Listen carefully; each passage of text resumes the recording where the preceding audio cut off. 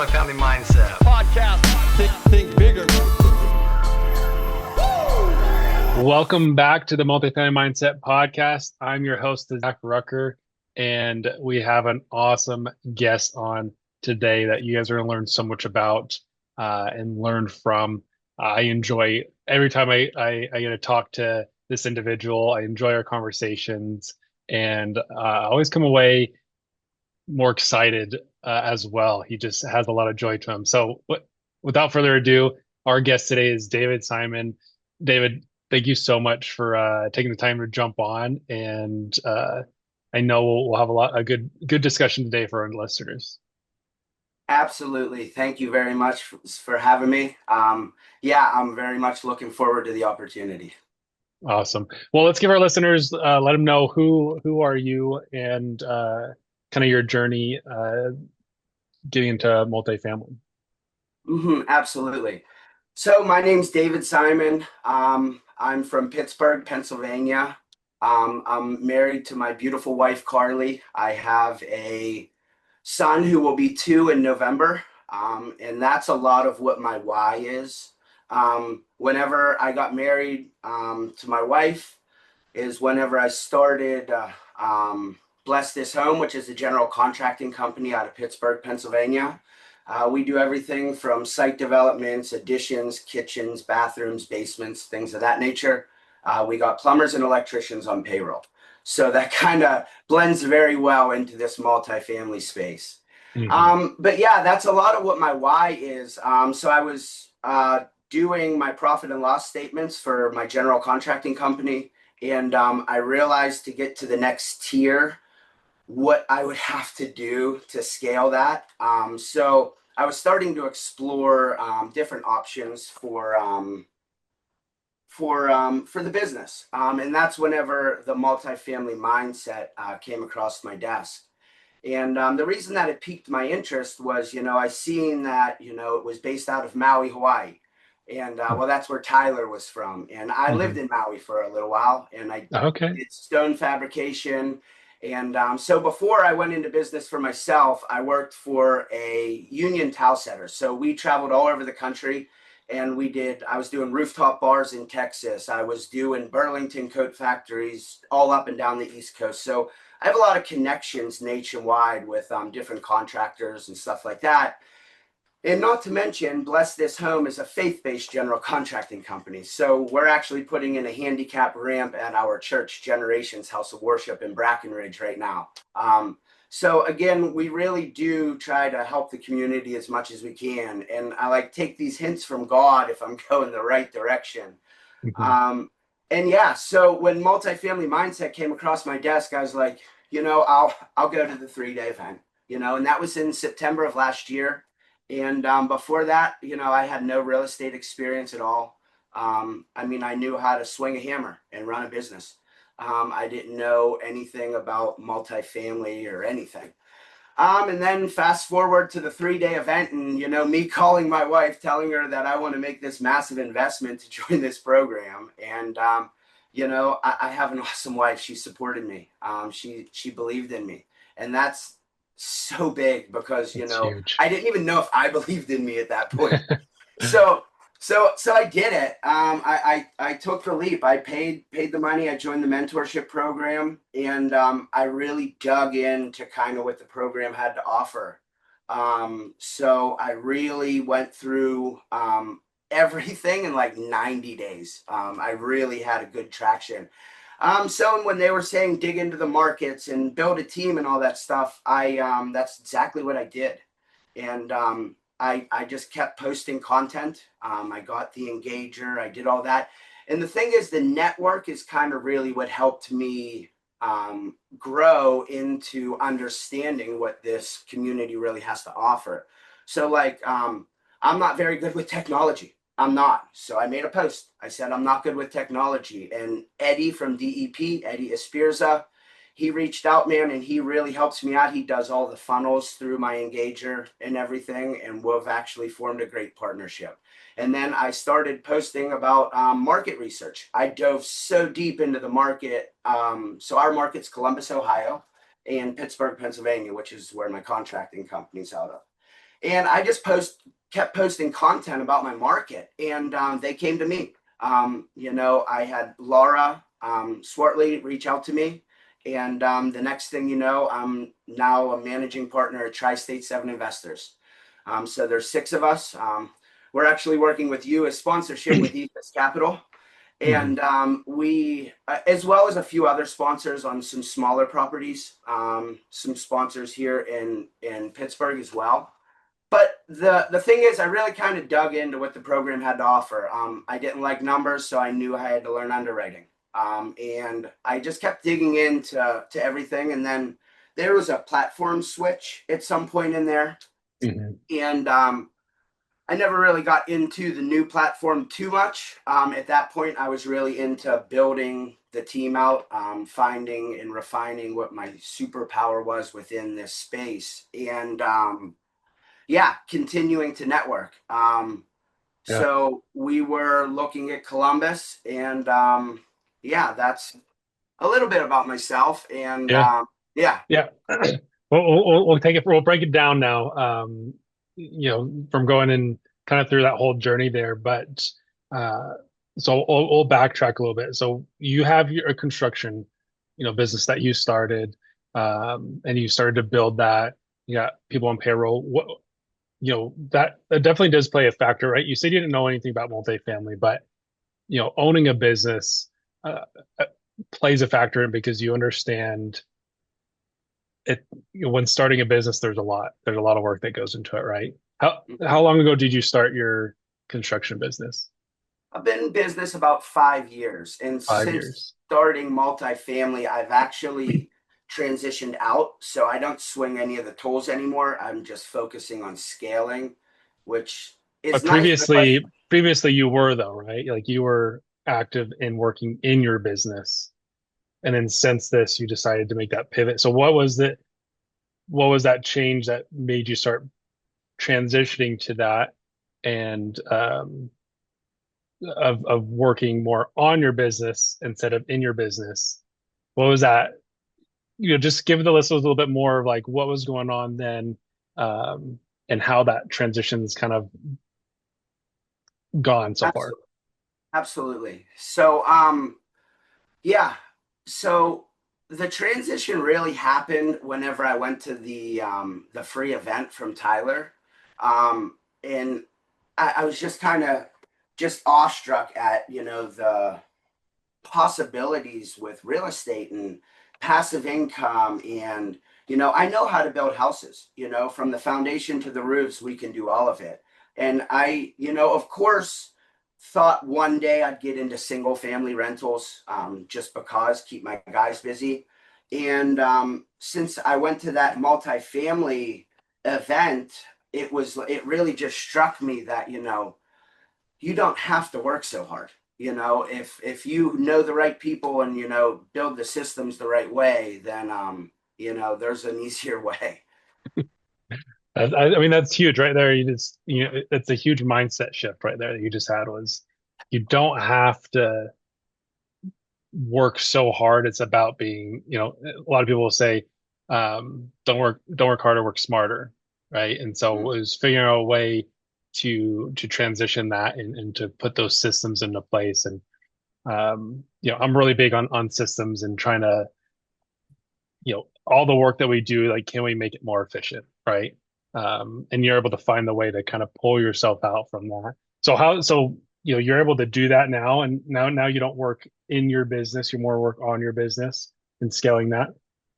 Yeah, absolutely. It was nice because even the guys, so like my lead guy, Ray, since I left, he was really able to step into a new role. He's a whole different person. Mm. He's in a leadership role as in opposed to like more of a labor position.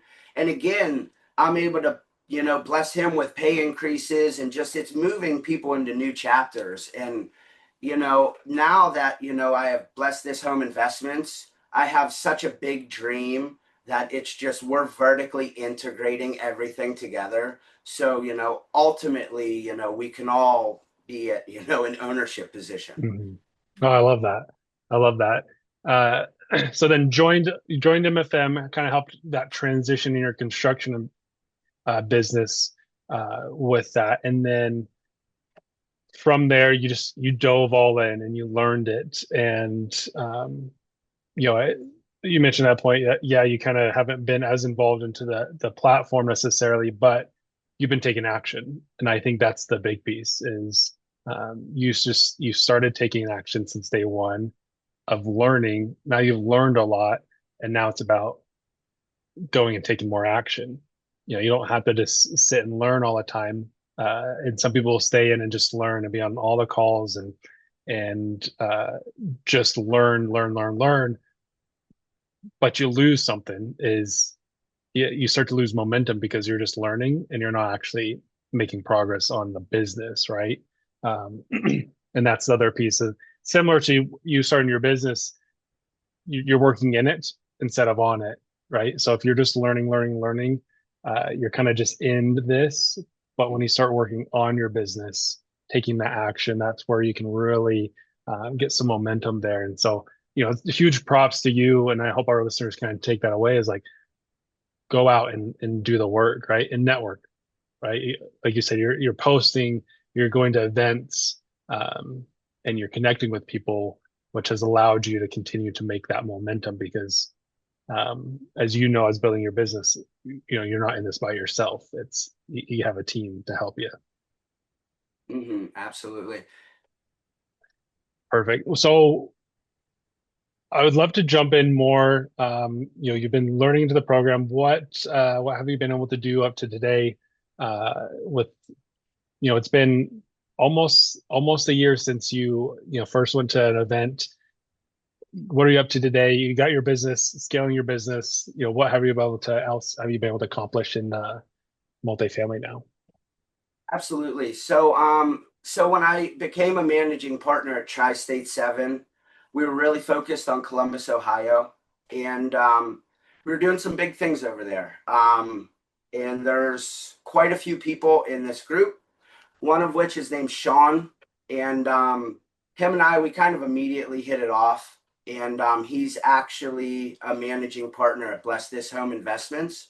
We're 50-50 partners, and yeah, there's great value alignment between him and I. So what my mindset was, you know, while we're looking at some of these larger acquisitions in Ohio, which again is the typical MFM buy box on-site management, things of that nature, Sean and I decided to look in Pittsburgh as well. Just because I do have, you know, a construction company here. You know, Mhm. Sean has a portfolio of real estate up and down the coast in Jersey, Philadelphia. And yeah, I was sending him over properties, smaller 20, 30 units here in Pittsburgh. And yeah, one of them penciled out a 23 unit. It was an old movie theater that was converted to a 23 unit apartment building in the waterfront here in Pittsburgh. Sean emailed me back. He's like, we got a debt service of 185. And of course, that starts piquing my ears. And, you know, we leaned in. We got on calls with MFM. You know, Sean's part of MFM as well. And yeah, we underwrote it with, man, I forget his name. I seen him at Peak. Anyways, and it all penciled out. It was thumbs up across the board. So we submitted the LOI. And they accepted it. So yeah, they accepted it, and then comes all the craziness that goes with it. So things move so fast after you get an accepted LOI, right? Yeah. The cool thing is, so Sean has some properties over, you know, his way. He was able to kind of refinance one of them and pull the equity out of it, and use that as our earnest money deposit. So we're under contract. Our money goes hard on the 21st, which is, I believe, like next Thursday. And we should close by September the 30th, no later than September the 30th. But upon doing walkthroughs and all of that, you know, we found so many issues with it. I have a lot of contacts here in Pittsburgh, so we were able to have all these inspections done, the construction inspections. And again, it doesn't cost us any money because, again, they're my friends from here in Pittsburgh. Yeah. And we found so many issues, so we're going through a pretty vicious retrade right now, which is, Mm. Man, is it stressful? Because there's so much, especially, it's $1 million acquisition, and it's like this is like it's a massive retrade because roofs are bad, plumbing's bad, everything. So again, right now we put together a whole presentation. I actually just sent it out today, and Sean's calling me. He's on the way to one of his properties. He's like, man, just once you get it, I approve it. Just send it out. Man, it was the hardest to hit that send button. My heart was palpitating. I was like, man, send. But again, and this is what Sean and I talk about too. Though it would be a grand slam if we got it because it's such a heavy lift, we can't have emotional attachment to it because the numbers just don't work the way it's sitting. So again, that's the active thing that's kind of going on this week. But since I've joined Multifamily Mindset, I've had so much happen. So I set goals quarterly, yearly, 10 years. And one of my goals is to go to a networking event every quarter out of state. End of story. And Peak was the first networking event that I ever went to, which was awesome. I had a great time. I met so many people. My CRM is like flooding with people, which is another thing. So like Eddie and them, they helped me convert all my construction stuff into my CRM. I have a list of over 100 accredited investors for my contracting company. So like really digging in, like if they say get a website, I did it. If they say I did it. If they say get a sponsor, I did it. If they say learn underwriting, I did it, right? Go to networking, I did it. If they said it, I did it because they have what I want. If I want it, I got to do what they did, right? And it's literally that simple. So when I went to Peak, I met so many people, and one of which was Hans. So that kind of leads me into, another portion of this. So we invested in Hans and Hitomi's deal in Arizona. It's an 84 unit. So I wanted to get in on, understanding what an LP was and how that works. Because if I expect people to be an LP on my deal, I want to be able to speak on it firsthand. I want to know what a K1 is. I want to know how we get on these Zoom meetings and investor relations. I just need to know how that works. So it's the next step in it, right? So in a nutshell, in the short year that I've been in, this program, I'll be on the ownership board by the grace of God at the end of this year, over 100 doors with, basically just converting an old 401k over and to a self-directed IRA and, putting that in as a passive investor with them. But again, learning these creative ways of financing, like the 23 unit as well, like I'll be a 50-50 owner on that one. And, just understanding what sweat equity was and just learning these creative ways to kind of continue to build and scale. Yeah. Oh, that's awesome. Well, congrats on that. And one, on your deal getting under contract.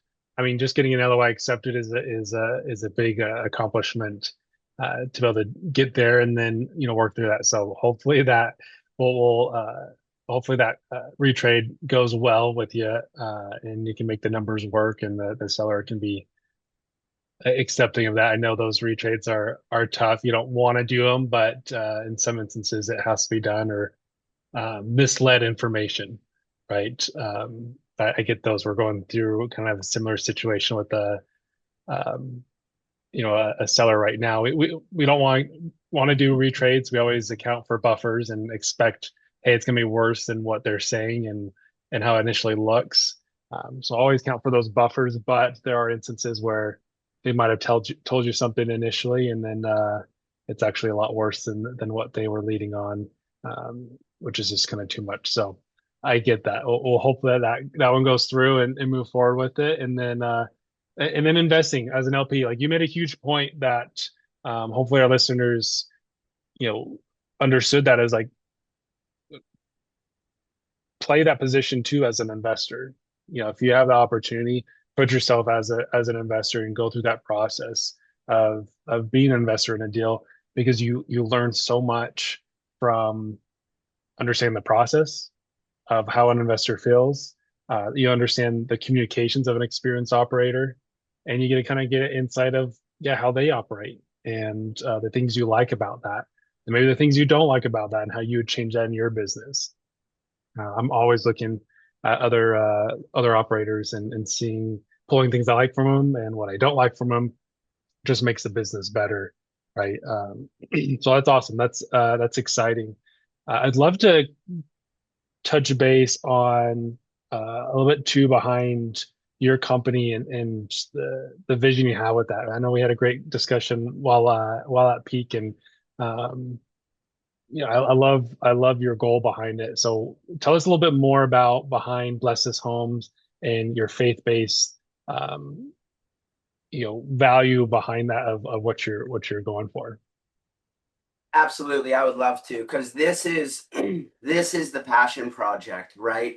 This I feel is the calling that's been placed on my heart. Um, so my church, Generations House of Worship, here has a thing called life groups. It's just a way to get community members in the church to kind of do life together. Our motto is "Don't do life alone."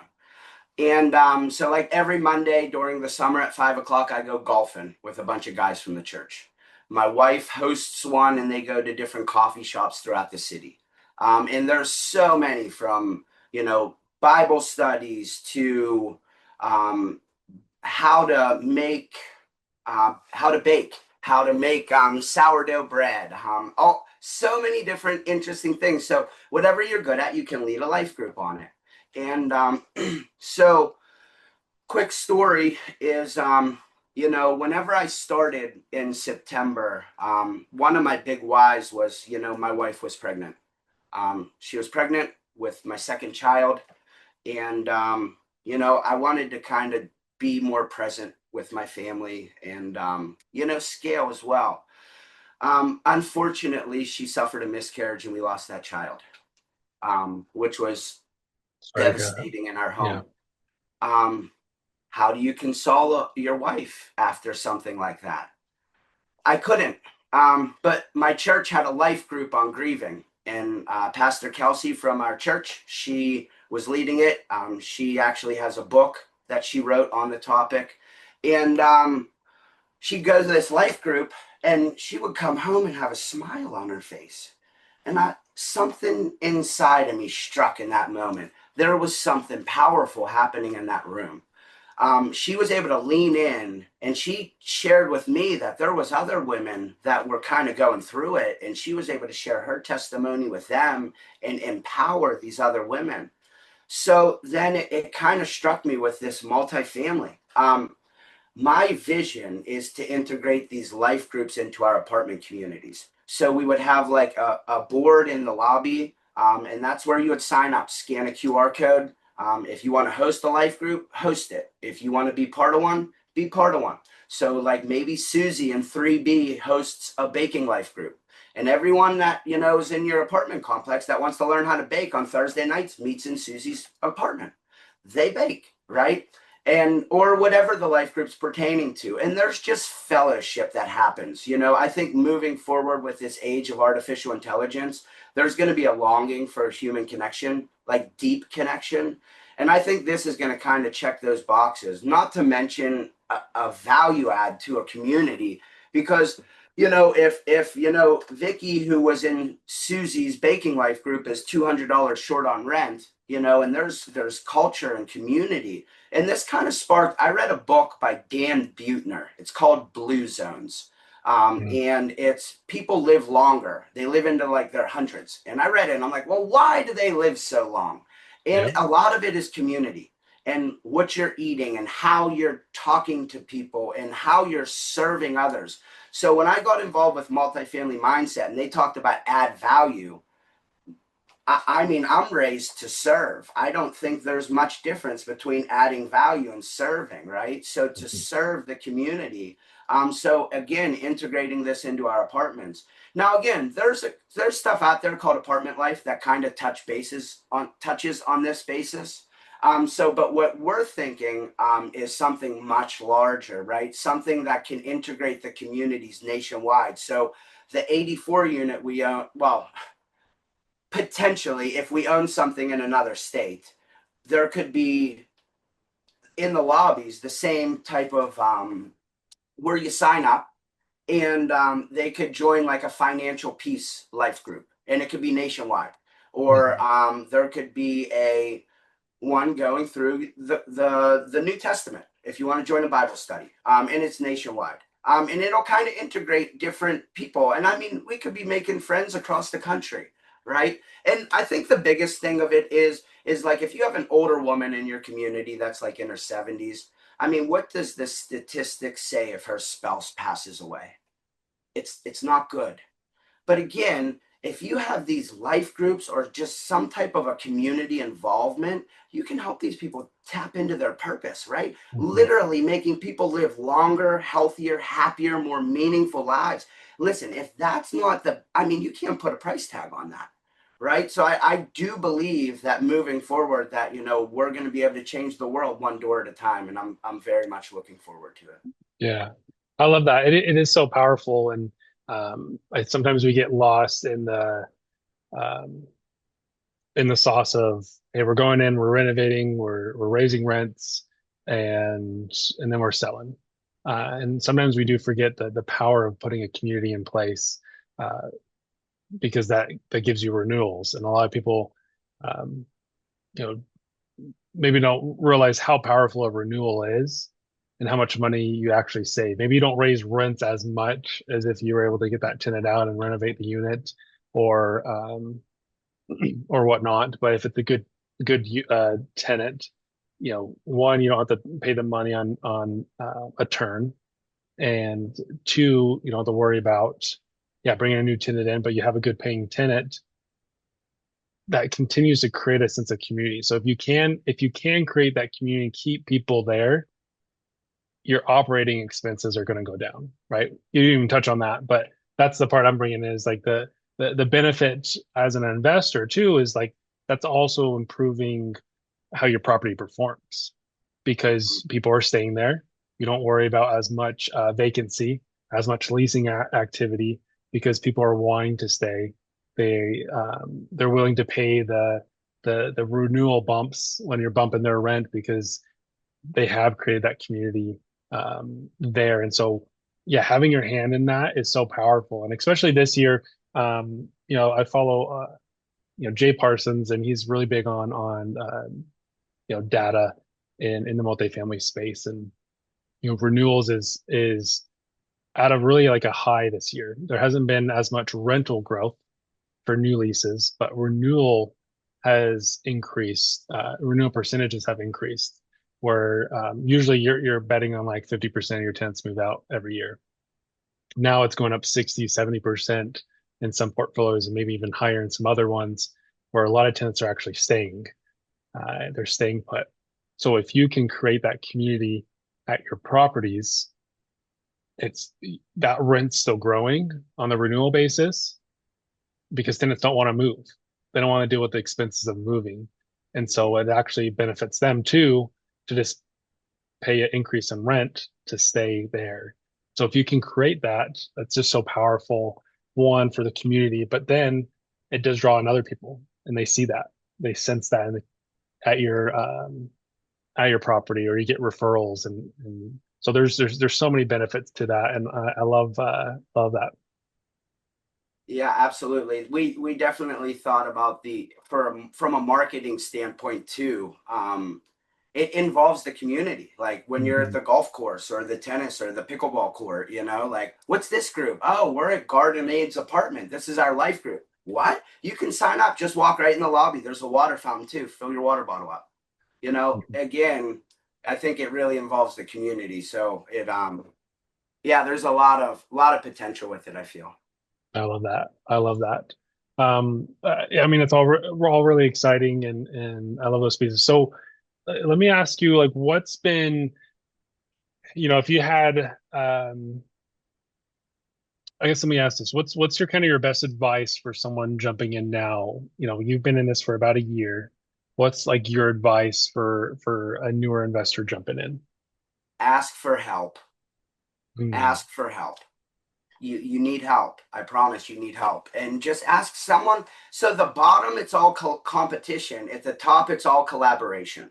Someone wants to help you, because I know the people, like everyone who's helped me, like Eddie, and I have a whole wide list of people that have helped me.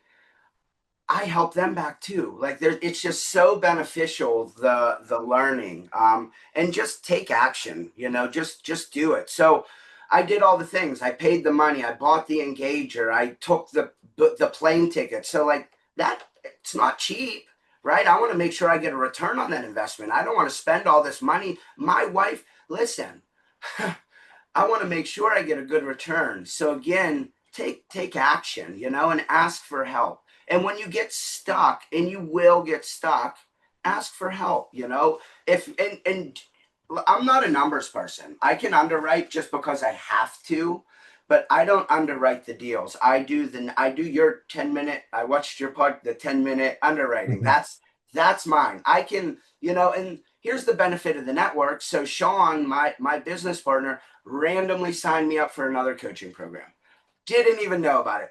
I get on the phone, I call him and say, "Did you sign me up for," and like, not a cheap program. Like, and I didn't know Sean last year, right? So again, the value of the network, dig in, ask for help, and just be consistent.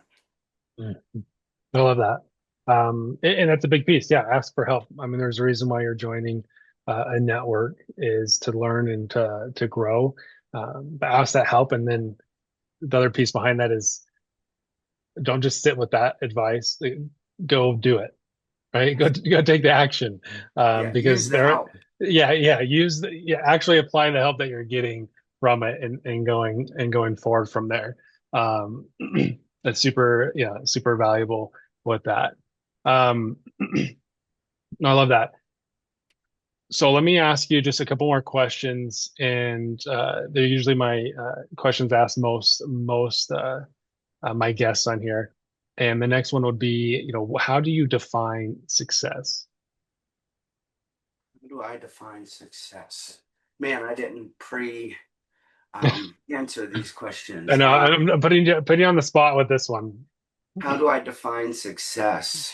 Um,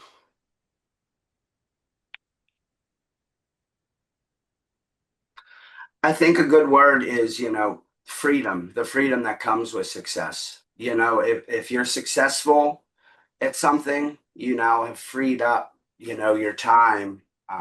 So, man, that's a hard one to answer. Yeah, how do I define success? Man, that's a difficult one. Mhm. I don't know, complete, whenever when you're successful at something, um, man, I'm butchering this horribly. You're good. You're good. We can go to another question, and maybe you steal on that. And if you have an answer, great. If not, no worries. Absolutely. It shows like you're not necessarily thinking about the word success, right? You're putting your head down, and you're grinding out. Um, and so that's really what I'm seeing I there feel is, success is an afterthought, right? And it kind of goes mm, right to that. Success is kind of the reward to the hard work. mm, yeah. So, Okay. Yeah. And then I already asked you the question about what's your best advice. Last question within these is, what is there a book that you're listening to, or a podcast that you're listening to right now that's has an impact on you? Um, anyway, personal, mental, spiritual, business. What are you listening to right now that's helping? so I read. So again, I get up at like 4 o'clock in the morning on baby shift. And I start off. I have a crazy morning routine. I start off with the Bible every morning, and I just read one little block, nothing crazy, and that just sits with me for the day. Nothing too much. Um, I'm actually rereading The Richest Man in Babylon. I try to Mm, read that every couple years, and it kind of circled back. So that's what I'm rereading. And every time I read it, I get something new out of it. yeah. So that's what I'm reading. And the reason I'm reading that one is because that's what's called a filler book for me. Because I'm actually going to be on I'm the $100 million Alex Ramazzi's Oh book yeah. comes out. And that's the next book that I'm going to read. I've read a few of his. The one that's made the biggest impact, Dan Martell, Buying Back Your Time. I love it. That was the last one that I just finished cover to cover, and Okay. Implementing those strategies it's just, you learn so much reading books. Yeah, I love that. Those are great. Those are all, I mean, those are really good books, for sure. Richest Man in Babylon, Buy Back Your Time, and then yeah, Alex Hormozi and his books. So we excited to see how his next one comes out. Um, you learn a lot from those. Well, that's great. Is there any last pieces that you want to kind of add that we may have missed on? I feel like you and I we could talk about a lot of things, but yeah, go, Really, sorry. really, I just wanna really touch on the gratitude portion of it. I'm just grateful that this program exists, that you guys as coaches exist. You know, a lot of times you'll hear all kinds of stuff on the internet, and this program, literally, it's going to be the catalyst that changed my life. And I truly am grateful for you and Tyler and everyone that I've met, and will continue to meet along this journey. So, yeah, I just truly grateful. I love that. Thank you. And it's been definitely an honor meeting you and working with you. And I love seeing the energy you have. So, listeners, if you haven't had the chance to meet David, reach out to him, connect with him. Definitely has a lot of energy to him, and you can learn a lot. Great guy as well. So, with that, is there a way that listeners can connect with you? Yeah, so the QR code that's on the screen is my website. And yeah, you can get a hold of me on there. And if you're interested in Pittsburgh, Pennsylvania, or Columbus, Ohio, those are my only markets for now. Broad and That's wide is good. the path to destruction, but straight and narrow is the path to righteousness. We're digging deep where we're at, and if you're interested, reach out. Yes, love it. Awesome. Well, David, thank you so much for taking the time today. And listeners, I hope you took away something. If not, then it's you can blame me. But again, grateful for your time. And please, listeners, like, share this, give us a review, and we will see you guys next time. Multifamily Mindset podcast.